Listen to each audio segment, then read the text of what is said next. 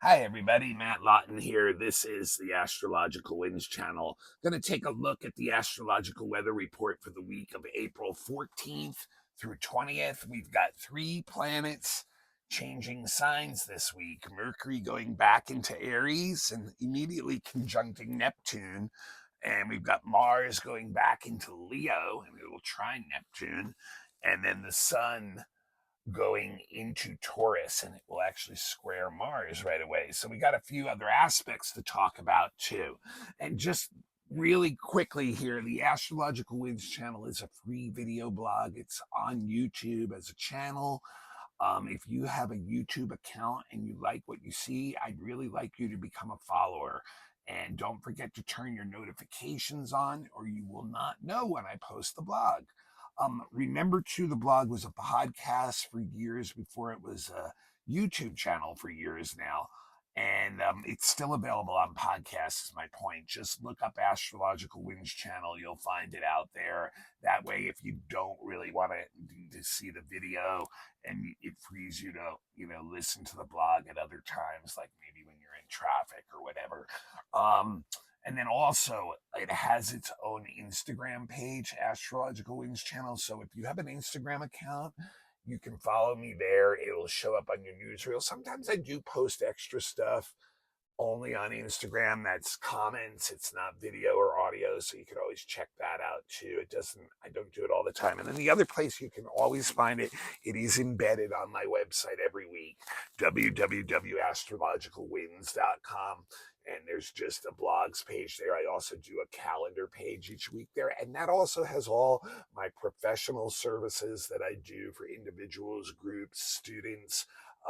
My menu is there. Check that out, please. And love to have your support. Been a professional astrologer a long time. Love to offer this for free, and would love to continue to do that as long as I get support otherwise. So thank you so much.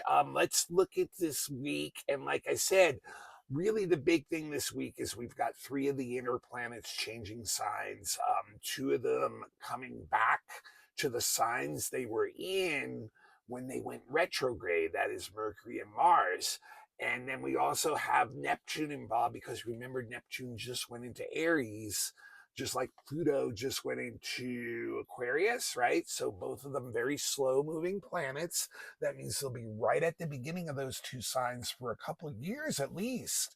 And that means as soon as any other planet goes into a new sign, they all are going to aspect those 2 almost immediately. So we have some action in that area too. And then we'll want to repeat a little bit of what I talked about with Venus too. So it all starts Tuesday this week when Mercury does return to Aries. Now, Mercury started its retrograde journey, if you remember, back on March 15th the last time, and went direct not too long ago, last week, right?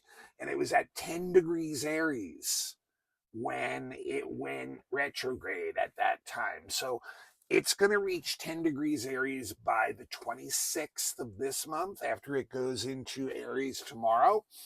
And that means it will be at the very end of its shadow period. So the very last vestiges of any issues that really came up during Mercury retrograde should be pretty much played out by the 26th. We're not going to get new energy coming in that's Mercury retrograde energy now during the shadow period. It's usually just stuff that happened during that period that, are issues we have to deal with, and like kind of the last tendrils of that energy will be played out. Now, remember, so that means Mercury is picking up speed now, and it is moving almost a degree a day, so it's really, the normal things that Mercury rules are going to start to return to normal, is my point this week. And that's, stuff like communications, stuff like, information gathering and sharing, business deals, teaching, just like things that we want to do and initiate our projects. Traveling should start to go smoother too. So all that stuff should start returning to normal. Now, however, Mercury is going into Aries, right? And Mercury doesn't have any dignity in Aries, really. There's nothing in Aries that, makes Mercury stronger. And in fact, it can be a little bit troublesome for Mercury being in Aries. And that's mainly because we get very impulsive with our thinking, and therefore our decision making, and many times is not very well thought out. And we jump to conclusions, or, jump to doing things very quickly, and then end up messing ourselves up, messing our own goals and objectives up because we didn't think things through and just take a point back and, detach and get an objective. That's part of the other problem with Mercury and Aries, is we get very subjective with our thinking. We're very we shut down a lot of. That's why Mercury has a hard time in Aries too. Is we shut down a lot of communications because we don't hear each other very well.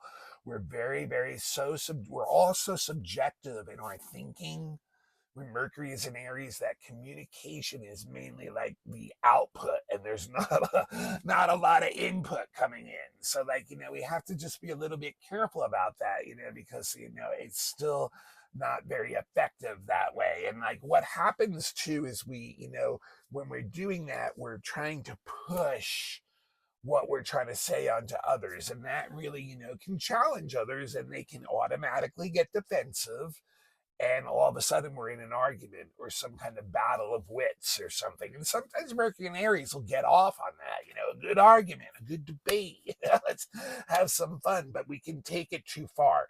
Part of the reason that stuff goes on too is really our ego. I really believe our ego sits in our minds and our intellect. That's my personal belief. I really believe that. So it's very easy to get married to our beliefs, okay? Because of that. And when Mercury is in Aries, it's blind about it. It's like a zealot about its beliefs. It's like a pushy preacher, doing a revival, and like no one else gets a word in edgewise. So like, and it can be done in good spirits. There can be like a twinkle in the eye when this is going on. But, when people do not react well, or not, unless they're in a very receptive zone, most people are going to get defensive about having that energy pushed. And one of the things that really can happen with Mercury and Aries too, you get into a self-reflection mode after you mess yourself up, and you realize, hey, I really blew this out of proportion. Like, why did I do that? Like, why did I allow my, like, whatever, anger or whatever to, take this little thing and just blow it all the way up? So, but what's cool about that is we do realize very quickly, the mind is quick, right?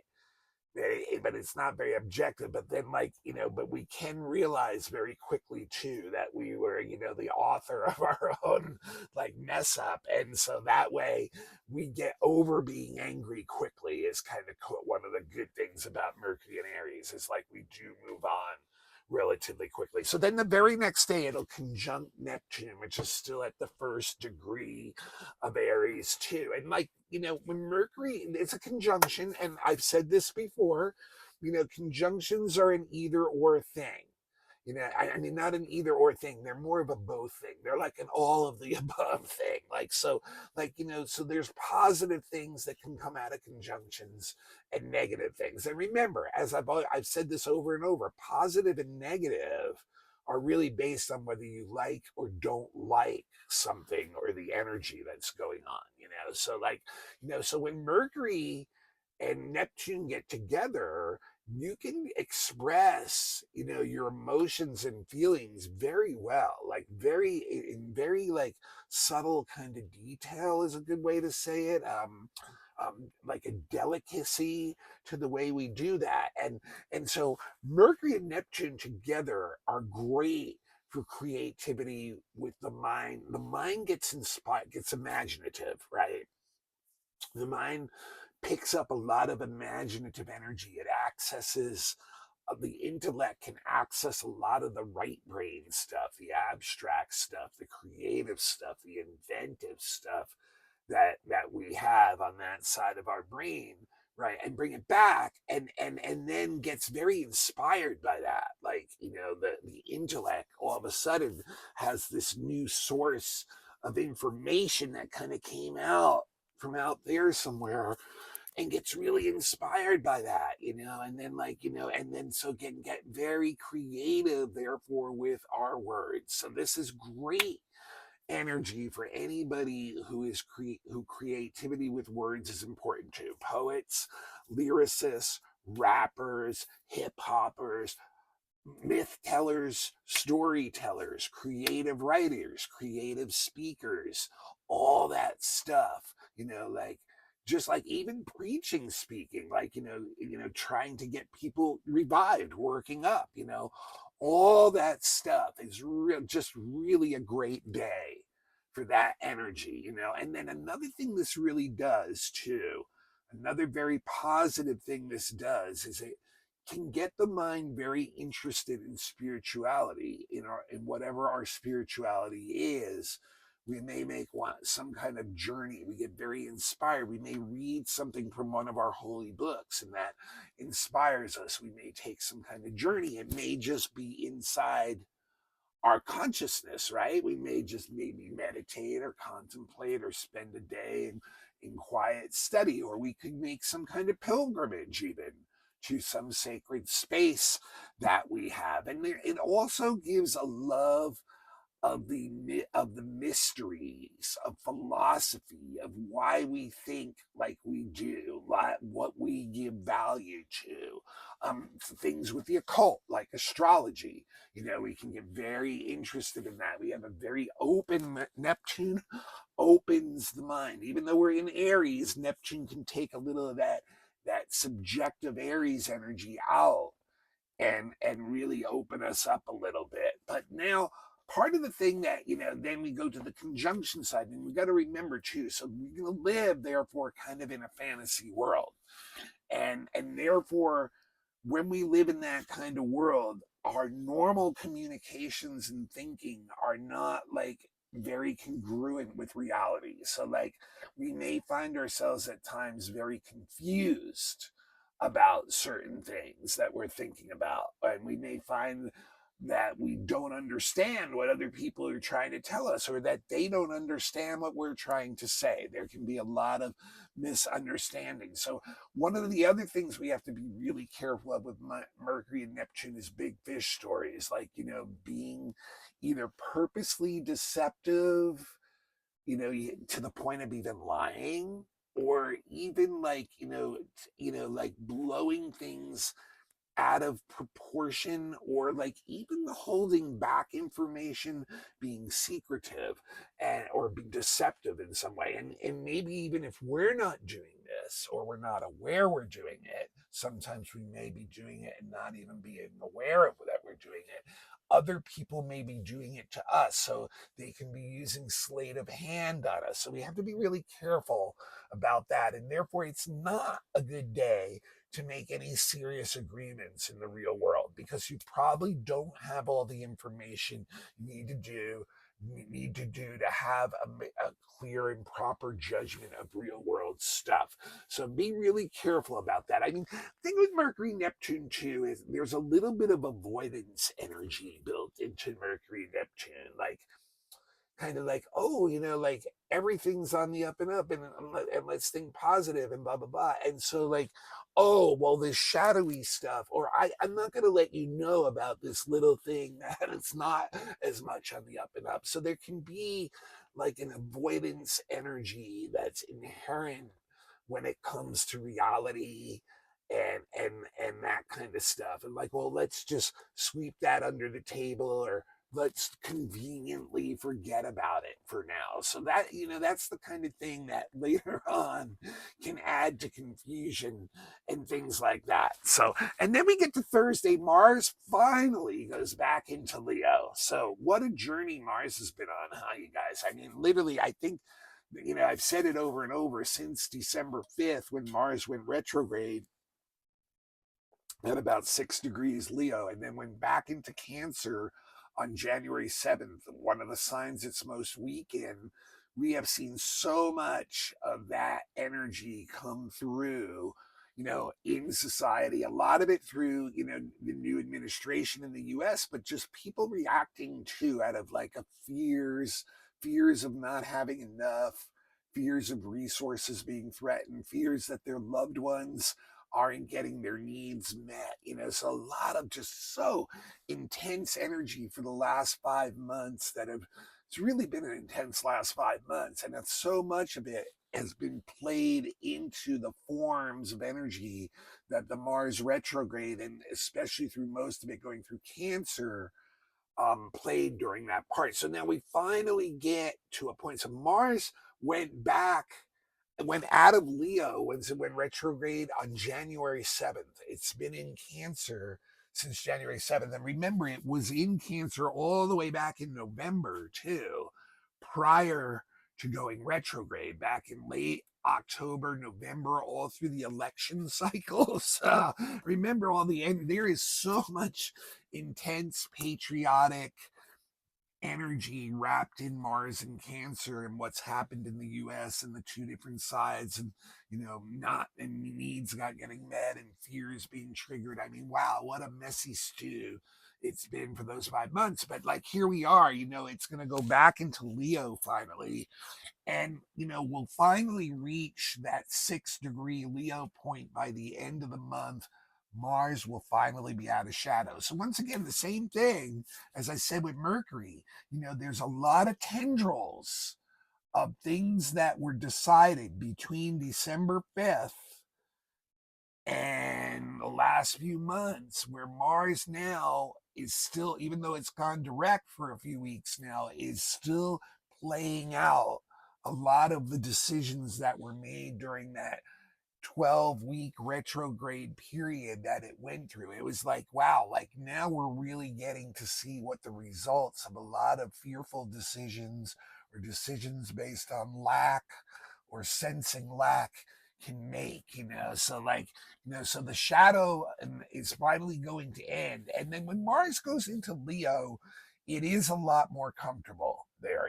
Mars is a fiery planet, Leo is a fiery sign. So there's a lot more strength in Leo. But the problem is, Mars in Leo is still very subjective. Just like, Leo is the sign ruled by the sun, Cancer is the sign ruled by the moon. Two of the most subjective signs there are, you guys. Like we are, all of us are so subjective when we're under the influence of those two signs. So we are not very objective. We are not very detached. We are not very receptive to other people. When Mars goes into Leo, we get very, very strong and confident in what we believe in our own talents. We get to see them shine, even. We can be a leader, even. But it's again, very difficult to get that energy to match with others. We can get very pompous. We can get very aggressive.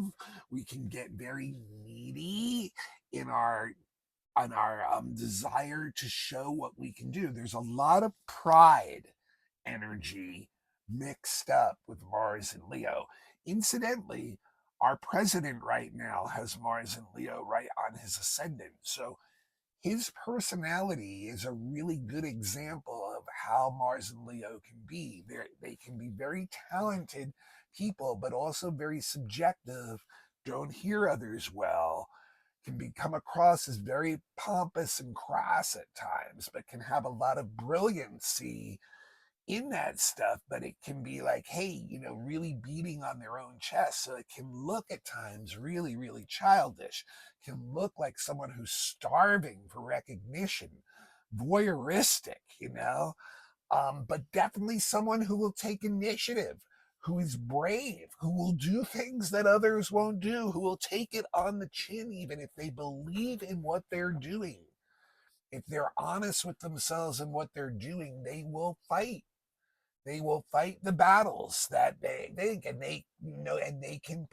we can put other people on the defensive when we're like this. We can get very judgmental, especially when we're feeling like we're not getting the respect or the due that we need. But this Mars in Leo really needs to express itself, really is really motivated by that. And it has so much confidence, and it can break through limitations that it's had before. It wants to test its strength.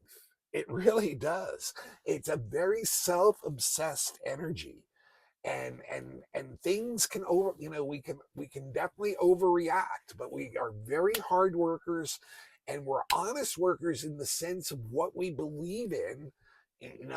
Whether it's the truth or not, we honestly get behind it, and that's why we can get into the defensive posturing too. Once again, very married to our beliefs with this energy. Okay, there's something else I wanted to mention on Thursday too. One of the outer planets, Jupiter, is actually square Ceres this week, right? The asteroid Ceres. Now remember, the asteroid Ceres once again represents the things that we need to survive: food, warmth, comfort, nurturing, being taken care of, having resources, those things. Jupiter is one of the social planets, right? One of the two social planets that represent a lot of the philosophies and values that are behind what we do in our society and what we have our institutions do, whether they're abstract or concrete institutions. And right now, a lot of those things are being challenged.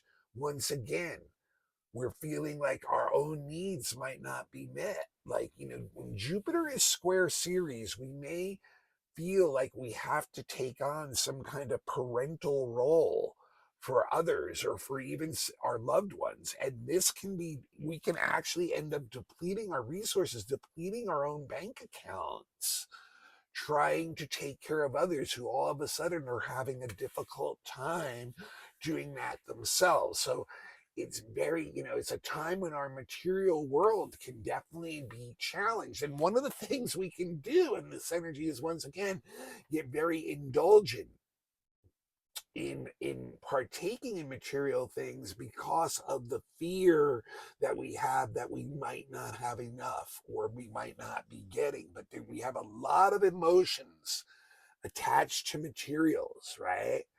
And this shows that we can be feeling really unsafe emotionally, and therefore we go out and start doing things materially to, like, escape those emotions. We indulge in the things that we loved, and start going overboard with it, really is a good way to say it. And then Saturday is the day the sun goes into Taurus, so this is the middle of the spring in the northern hemisphere. And why Taurus, which the zodiac was developed by the Greeks in the northern hemisphere, has so much to do with agriculture, because it's the time when the plants really start to come out of the ground, right? And then the flocks can be brought out and start grazing on the first grasses of the spring and stuff. And of course, it's the middle of the autumn in the southern hemisphere. So this is a harvest time down there, very earthy time. So this is a time when we can get into very stable rhythms. We actually do get influenced by the rhythms of the earth now, whether we're aware of it or not. And we like to slow things down, get into our own rhythm. Taurus energy is very careful about work. It's like a good solid worker, reliable, doesn't move fast, but does a really good job, right? And once again, Taurus, just like the Jupiter series, is going to feed the need for material comfort. That's what Taurus is really into, the material things that the earth provides, like the five senses.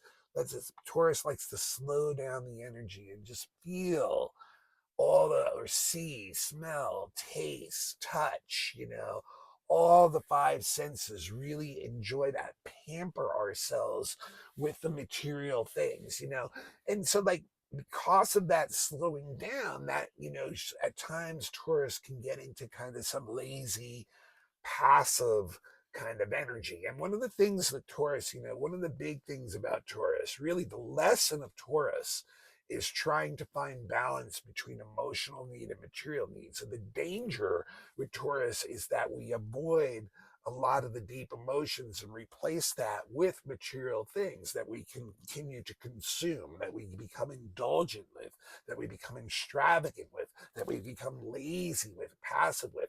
Watch your diet, right? You start when what we have a tendency to do is take material things and use them to buffer the tougher emotional stuff that we're going through right now. And because a lot of us are feeling very challenged with material and resource things, it can be a very challenging energy, like trying to find that right balance between, meeting the emotional needs and meeting the material needs. And, Taurus really, once again, like Cancer, is also very attached to making sure its loved ones is getting all those needs too. Very affectionate and caring for loved ones, very protective of them, and want to make sure they're getting what they need before you're willing to allow more into that tent.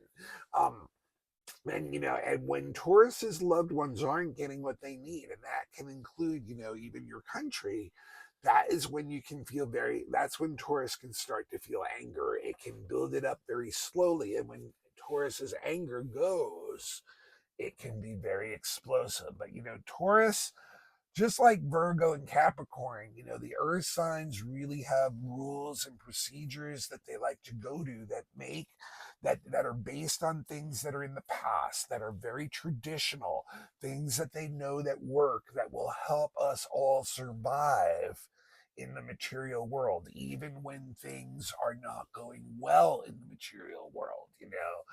And so Taurus, the issue that, that like all the earth signs is like sometimes there's a disconnect with the emotions, and like, but that's part of the reason why Taurus is so into possessions and stuff. Like it can really, feel, see, sense those things and get a lot of comfort out of those things. But, Taurus, because it is such an expert with material things, when there is times of less, like, maybe now because of the tariffs and stuff going on, really knows how to consolidate resources well too and keep things going so that everyone is still getting their needs met. So it knows how to cut the unnecessary fluff, so to speak, when it's necessary to do that. It can discern what is important and what is not, and can really, once again, be very reliable about knowing that and be very cautious about knowing that, right? But, and remember, Taurus is building energy too. Like I said, it's an agricultural sign. A lot of us are out there doing our gardens now, but anything we want to build materially, this is a great, great time for that kind of energy. So yeah, and then Saturday is also the day that Mars will hook up with Neptune, as Mars just going into Leo and will do a trine to Neptune since it's in another fire sign. They will be in very harmonious energy with one another. And when Mars goes into Neptune, it actually loses a lot of its self-driven energy. So this is going to be good for the Leo and Aries, the two signs. The Neptune energy will bring a lot of that down again. And what we want to do is we want to actually help other people out a lot of times. This is the energy of wanting to work in a group, wanting to work for something beyond yourself, wanting to work without having to necessarily get something back from it, like being paid or whatever. So we can get involved in volunteer work this weekend, charitable work, works for groups that we belong to. Once again, too, Neptune energy, very good week for taking some kind of pilgrimage or spiritual journey. This is energy that flows out. It's not super assertive. It just goes along with the flow. It's willing to sacrifice a lot of its own personal needs and desires to go along with the group or the flow of the energy that's going on right now. The ego energy is down, and we are very sensitive, to others and what we can do to help them out. And so, like, another thing, and this is another thing, just like the sun in Taurus, another good aspect or energy to work with in being and having the ability to get along with less than what we normally need and do it well. not have an issue with it, willing to sacrifice, willing to be able to detach ourselves better than normal, being much more objective about things. So a really great day for, and great time next weekend for any kind of spiritual or what I call social type of work. And then on Sunday, there's three things I want to mention about on Sunday. Like I said, Mercury just went into Aries and, one right away conjunct Neptune. Now remember, Pluto is also at the beginning of its sign, Aquarius. And so on Sunday, Mercury will sextile Pluto. And what does this do? It gives us the mind of the researcher. Anything that we're into, we're just going to want to really dig down deep and understand why that is the way it is. And what this is really great with, it's like, we basically what we want to do is we want to see the cogs in the machine and we can see them. But this is really, really great for understanding why things work, like what's going on below the surface of things. And not only in concrete things, but in abstract things too. So there's like a natural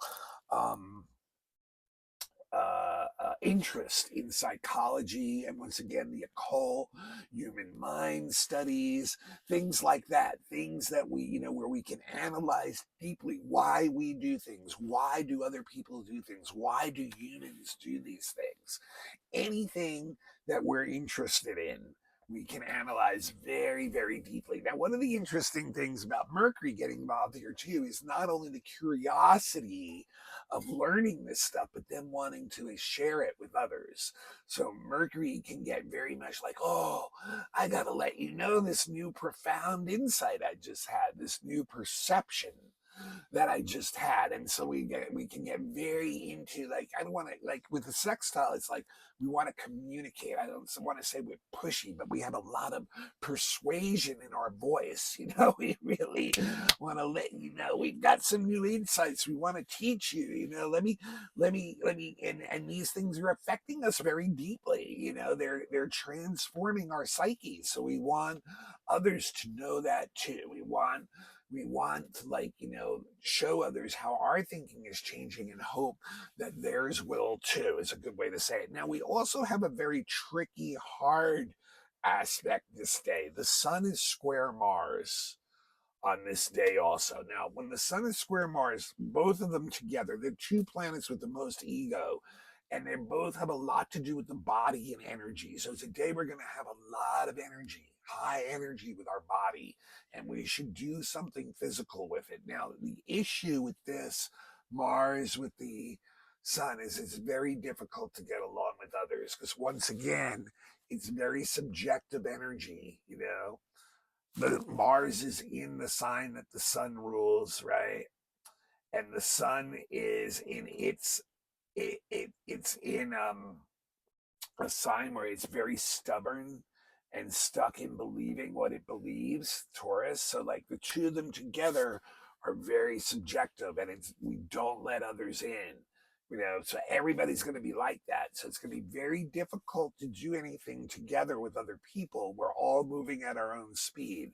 So I really think it's a great day to do something physical alone. Now, be careful too, because there's a lot of impulsive energy wrapped up in a Sun Mars square. So even when we are choosing to do something, we can really not think it out. Think before you act day. Because if you don't, you could end up hurting yourself actually in some way, even physically, possibly. But very easy to get irritated or angry with any person or situation that we perceive as blocking us in any way. You are ready to do battle with anyone who you think is, blocking you. You're ready to go to war because, just like be really aware that, we're not being very aware and that we need to be more conscious of what we're doing, and even if we can control ourselves, remember, other people may project this energy right out onto you and drag you right into the battle. It's a good day to avoid belligerent people. And then a lot of times we can also direct this energy towards authorities that we're frustrated with. We actually may have some very legitimate gripes or complaints, but they are going to react in hostile ways to us, So there's a lot of aggravation tied up in this energy this day. And interestingly enough, the last thing I want to mention, and I really made a big point to reiterate this last week, that Venus stationed direct last weekend, right? So it's standing still in the sky, right on a conjunction with Saturn, right on a sextile with Uranus, right? And so all of last week and all of this week coming up is a time of reevaluating relationships. I got into it deeply on last week's blog. If you didn't see it, I'd go back and check it out. But Sunday is the day that Venus makes the third sextile to the Uranus exact. And that, when you think about that going along with the Sun Mars energy, it is a day where, you've reevaluated some relationships and some of them may annoy you. And you're like, I need to get away from these people who annoy or restrict me. So this could be a day where you can seek out some new experiences, new people, something different, do something for yourself, even go and do something alone, even for yourself, and maybe it'll magnetize new people towards you. It's a very lively energy, so it's likely to actually do something like that and can bring someone into your life that can bring you a new perspective, some new opportunity to see things very different that could be very important to you for the future, especially this year. But it really is Sunday's really a time when you really need to be yourself and not allow others to force any kind of structure or restriction on you. All right, well, that's what I got for this week. An interesting week with this stuff, a lot of tendrils in the past, but now we're starting to move out of that really deep, dark down stuff of the last few weeks in particular. We're going to start, that stuff's going to start breaking up now. Mercury and Mars and Venus all moving direct, all getting close to the end of their shadows by the end of this month. Things should be moving forward. All right, so next week, you guys, I know we've got a new moon. Yeah, we got a new moon at 8 degrees Taurus next week. So that'll be one of the big things. And of course, Venus is going to conjunct Saturn that last time. So that energy is going to continue next week still, too, for a third week. Reevaluation of relationships, leaving some behind, being more serious about others, and seeking out new experiences and new people. That theme is a lot of what's coming out of these heavy retrogrades, and that's going to continue next week too. Some interesting hard Pluto energy next week too with the Sun and Mars. So lots to look at next week too. All right, this is the Astrological Winds channel. This is Matt Lawton. This is a free video service I've been doing for so many years, and I really need you to pass it along right now to somebody else, even if you've done that before. If you'd like to give a small donation, any donation to the blog, my Venmo handle is at Matthew-Lawton, 2 T's in the Matthew, Lauten, the hyphens in the middle, or my Cash App, $ Matthew Lawton. It does cost me a little to put out the blog, so if you can help me out, no amount is too small, I should say. And then really the best way to help me out is I'm a professional astrologer. I would really love to do your chart or someone else's chart.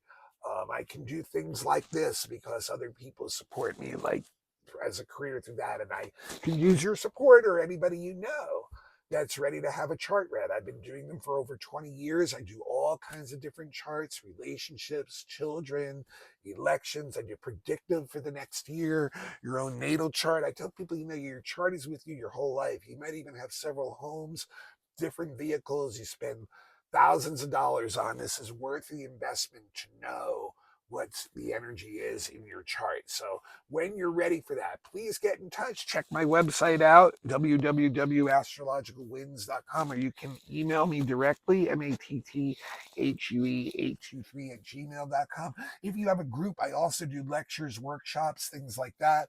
Check the website out for that also. And if you're a student, I think I'm going to have a beginning live class starting really soon. I do have beginning classes even available as podcasts. So all that stuff, check the website out one more time. And once again, please send the link along to someone else. Now, I'll see you all next week, and we'll take a look at that new moon in Taurus. Take care now.